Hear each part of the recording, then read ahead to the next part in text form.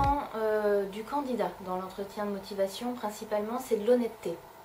Que le candidat se présente tel qu'il est. Et je crois que notre rôle à nous n'est pas de les juger, mais vraiment ce que je leur dis d'ailleurs en entretien, au tout début de l'entretien, de les mettre à l'aise de façon à pouvoir cerner au mieux leurs besoins, leurs envies. Pour moi, l'entretien de motivation, c'est avant tout une rencontre. On veut découvrir le potentiel, on veut découvrir, savoir si la personne qu'on a en face de nous sera capable d'intégrer l'IDRAC et sera capable effectivement de faire des études brillantes. Alors, les deux conseils que je pourrais donner à des jeunes, c'est d'être naturel. Toujours essayer de faire du mieux possible, pas faire le strict minimum. On attend des candidats qui puissent exprimer leur curiosité sur le monde, puissent parler d'eux-mêmes aussi également, qui ils sont, en le développant.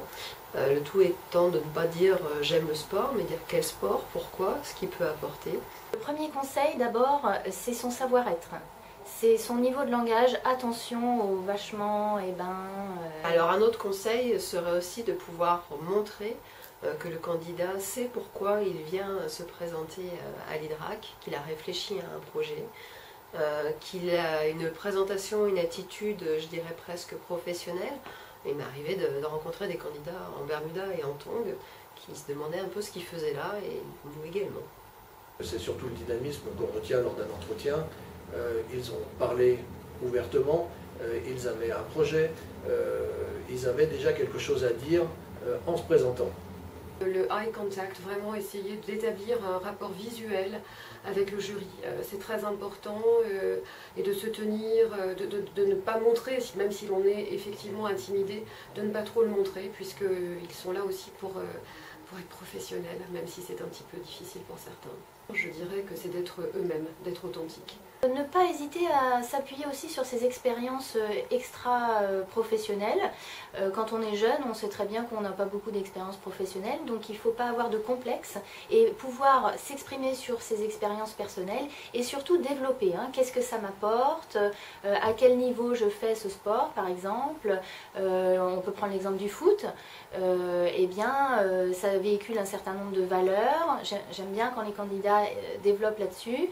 Ça suppose de s'impliquer dans son club. Si par exemple on a été amené à entraîner les plus petits, ça veut dire qu'on nous a confié des responsabilités, qu'on fait du management d'une certaine manière, qu'on a un leadership. Voilà, ça suppose un certain nombre de compétences et il ne faut pas hésiter à les nommer et à les développer. Il est parfois compliqué de parler de soi, de savoir parler de soi, de se connaître. Donc n'hésitez pas à interroger votre entourage, que ce soit la famille, les amis. Demandez-leur ce qu'ils apprécient chez vous, à titre humain, pas à titre scolaire ou professionnel. Qu'est-ce qu'ils apprécient chez vous et qu'est-ce qu'ils apprécient moins. Commencez à réfléchir avant l'entretien. Pourquoi avoir choisi des écoles de commerce de façon générale? Et puis pourquoi le choix de cette école? Qu'est-ce que vous pouvez nous dire de cette école? Qu'est-ce que vous en avez retenu et qu'est-ce qui vous a plu? L'allure du candidat, c'est-à-dire l'impression que l'on a en premier, importe.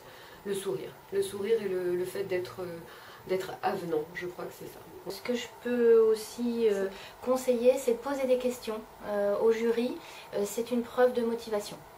Alors la question que j'aime bien poser, c'est peut-être, y a-t-il une personnalité qu'il juge charismatique, aussi bien quelqu'un de célèbre, entre guillemets mort ou vif.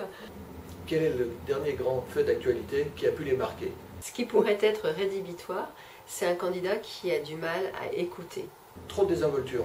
Trop préparer l'entretien, d'apprendre par cœur des réponses que l'on pourrait penser être les bonnes réponses. Une posture inappropriée, il faut vraiment soigner son apparence et soigner son niveau de langage quand on va à un entretien, même dans une école.